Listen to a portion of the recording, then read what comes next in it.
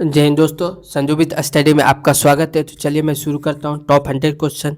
Channel को like and subscribe कर दें। इससे पहले मैं करवा दिया हूँ, आप मेरे चैनल पे जाकर देख लेना। तो चलिए मैं शुरू करता हूँ समय को बर्बादी न करते हुए।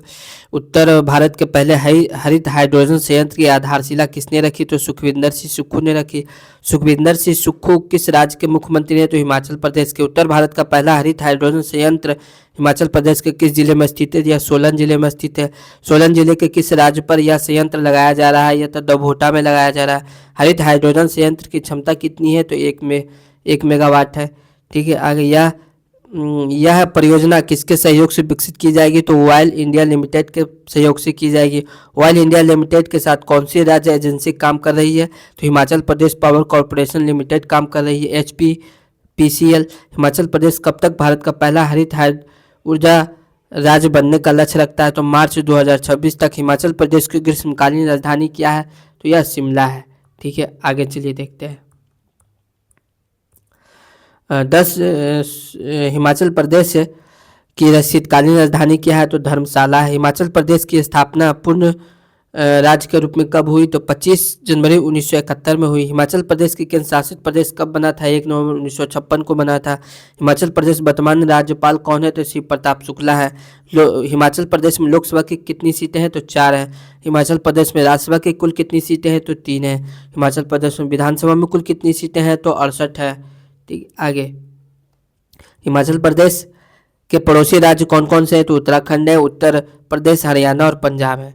चलिए, तापमान के घटने से वायु में ध्वनि के वेग पर क्या प्रभाव पड़ता है? तो यह वेग घटता है। विभिन्न माध्यमों में ध्वनि की चाल किस पर निर्भर करती है? तो यह माध्यम की प्रत्यास्थता तथा घनत्व पर निर्भर करती है।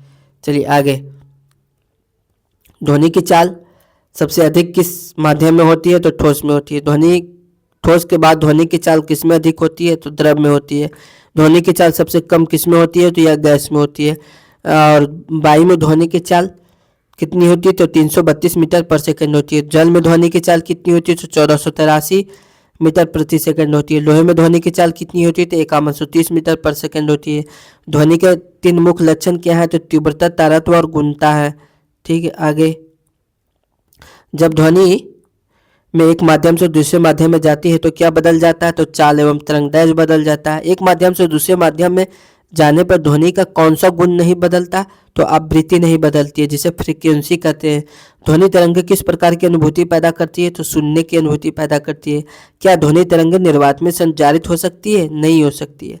ठीक है, अब चलिए आगे। 20 हर्ट्ज से कम आवृत्ति वाले तरंगों को क्या कहते हैं? तो अपस्रव तरंगे कहते हैं। चलिए आगे, क्या मनुष्य अपस्रव तरंगों को सुन सकता है? नहीं सुन सकता। सब तरंगों की आवृत्ति सीमा क्या है? तो 20 हर्ट्ज से 20,000 हर्ट्ज। ठीक है, आगे प्रसरप तरंगों की आवृत्ति कितनी होती है? तो 20,000 हर्ट्ज से अधिक होती है। क्या मनुष्य प्रसरप तरंगों को सुन सकता है? नहीं सुन सकता। कुत्ता, बिल्ली, चमगादड़ किस प्रकार की तरंगों को सुन सकते हैं? प्रसरप तरंगों को सुन सकते हैं। ठीक है, आगे किन तरंगों को माध्यम की आवश्यकता नहीं होती है? तो प्रकाश तरंगों को नहीं होती। उष्मा तरंगे, विद्युत चुम्बकीय तरंगे किस माध्यम से गुजर सकती है? तो निर्वात से गुजर सकती है। तारपीन के तेल में प्रकाश की चाल कितनी होती है? तो 2.04 प्रति टाइम्स होती है। ठीक है, और उष्मा तरंगों को अन्य किस नाम से जाना जाता है? तो अवरक्त तरंग के नाम से जाना जाता है, जिसे इंफ्रारेड वेव्स कहते हैं। सूर्य की किरणों में कौन सी तरंगें उष्मा के लिए जिम्मेदार होती है? तो अवरक्त तरंगें होती है। अवरक्त तरंगों की तरंगदैर्घ्य सीमा क्या है? तो 700 mm से 1 mm तक है। प्रकाश तरंगे किसका एक प्रकार है? तो विद्युत चुम्बकीय तरंगों का रसायन और सड़क निर्माण है। ठीक है, आगे तारकोल वाली सड़कों पर टूट फुट कब होती है? तो जब सड़क पर जमा हो जाती है। ठीक है, आगे जब सड़क पर पानी जमा हो जाते हैं। तारकोल किसका अपशिष्ट है? तो पेट्रोलियम का। रसोई गैस में किसका प्रयोग होता है? तो प्राकृतिक गैस का होता है। रसोई गैस प्राकृतिक गैस में मुख्य रूप से क्या पाया जाता है? तो प्रोपेन एवं ब्यूटेन पाया जाता है। संश्लेषित रेशे के उत्पादन में किसका प्रयोग किया जाता है? तो यह नेप्ता का प्रयोग किया जाता है। चलिए आगे, नेपथा में कार्बन अणुओं की संख्या कितनी होती है? तो C5 से C10 तक होती है। प्राकृतिक गैस का ताप परिसर क्या है? तो 30 डिग्री सेल्सियस से नीचे होती है। विद्युत फ्यूज का प्रयोग क्यों किया जाता है? तो परिपथ में लगे उपकरणों की सुरक्षा के लिए किया जाता है। फ्यूज का तार किस मिश्र धातु का बना होता है? टीन और शीशा का बना होता है। फ्यूज तार में टीन की मात्रा कितनी होती है? तो 63% होती है। आगे, फ्यूज तार में शीशा की मात्रा कितनी होती है? तो 37% होती है। फ्यूज तार को परिपथ में किस क्रम में जोड़ा जाता है? तो श्रेणी क्रम में जोड़ा जाता है। फ्यूज तार का गलनांक कैसा होता है? तो कम होता है। फोटोग्राफिक कैमरे में दृश्य छाप किस पर बनती है? तो फोटोग्राफी फिल्म पर बनती है। फोटोग्राफी फिल्म की खोज किसने की? तो जॉन कार्बट ने की। ठीक है, आगे, कागज पर फोटोग्राफी की खोज किसने की? तो टालबोट ने की। धातु पर फोटोग्राफी का निर्माण किसके द्वारा किया गया? तो जे निश्चय के द्वारा किया गया। टेलीविजन की खोज किसने की? जेल वेयर ने की। टेलीविजन की खोज किस वर्ष हुई? 1925 में हुई। नमी की माप किस यंत्र के द्वारा की जाती है? तो हाइग्रोमीटर के द्वारा किया जाता है। समुद्र की गहराई मापने में किसका प्रयोग होता है? तो फेरोमीटर का प्रयोग होता है। घूमती हुई वस्तुओं की गति किस यंत्र से की जाती है? तो यह गायरोस्कोप से की जाती है।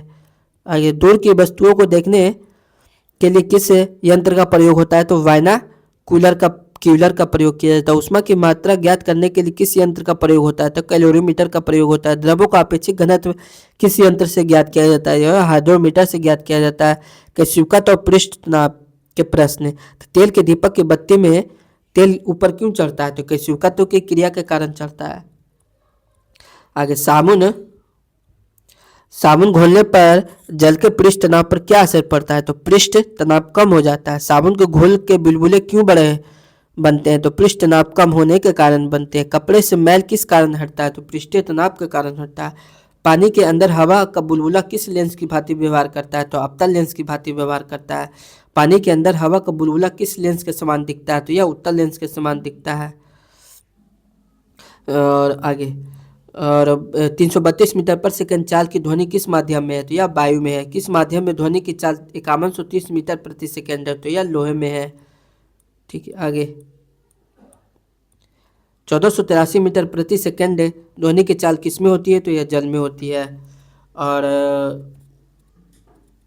HPPCL का पूर्ण रूप क्या है? तो यह Himachal Pradesh power corporation limited है। HPPCL किस प्रोजेक्ट पर काम कर रही है? तो यह 1 मेगावाट हरित हाइड्रोजन संयंत्र पर काम कर रही है। प्रोपेन और ब्यूटेन का मिश्रण किसमें पाया जाता है? तो प्राकृतिक गैस में पाया जाता है। C5 से C10 कार्बन अणु किस पदार्थ में होते हैं? या नेपथा में होते हैं। और शीशा और टिन की मिश्र धातु से क्या बनता है? तो यह फ्यूज बनता है। क्या ध्वनि की तीव्रता माध्यम बदलने पर बदलती है? हाँ। 20 हर्ट्ज से 20,000 हर्ट्ज के बीच की ध्वनि को मनुष्य क्या कर सकता है? तो सुन सकता है। 1 नवंबर 1956 को हिमाचल प्रदेश की स्थिति क्या थी? तो केंद्र शासित प्रदेश थी। आगे, सुखविंदर सिंह सुक्खू ने किस जिले में शिलान्यास किया? तो यह सोलन जिले में शिलान्यास किया। 2026 तक हिमाचल प्रदेश का लक्ष्य क्या है? तो पहला ऊर्जा राज्य बनना। संकल्प से शिखर तक पिछले डेटा से हरित ऊर्जा राज्य किसका विजन है? तो हिमाचल प्रदेश का है। जॉन कार्बट का संबंध किस खोज से है? तो यह फोटोग्राफी फिल्म से है। जेल बेल्ट का संबंध किससे है? तो टेलीविजन से है। अपेक्षित घनत्व का मापने वाला यंत्र हाइड्रोमीटर कहलाता है। आर्द्रता नमी मापने वाला यंत्र हाइग्रोमीटर कहलाता है।